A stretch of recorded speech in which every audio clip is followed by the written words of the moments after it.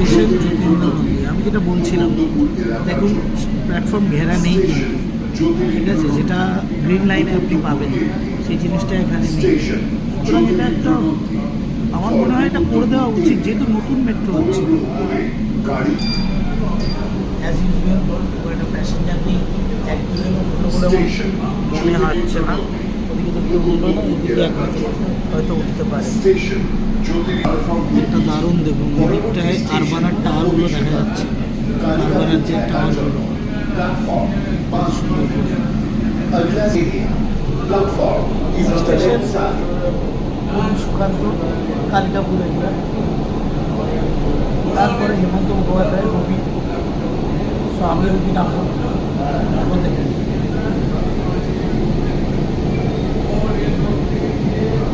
আরবানার টাওয়ারগুলো কত সুন্দর লাগছে জানো।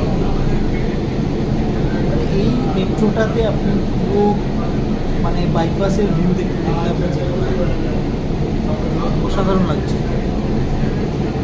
সুকান্ত কালিকাপুর এলাকার জন্য সুকান্ত কালিকাপুর স্টেশন সুকান্ত প্যাসেঞ্জার এই লাইনে প্যাসেঞ্জার যতক্ষণ না এয়ারপোর্ট চালু হচ্ছে ততক্ষণ মনে হচ্ছে না এই লাইনে প্যাসেঞ্জার ছেড়ে দিয়েছে মেট্রো।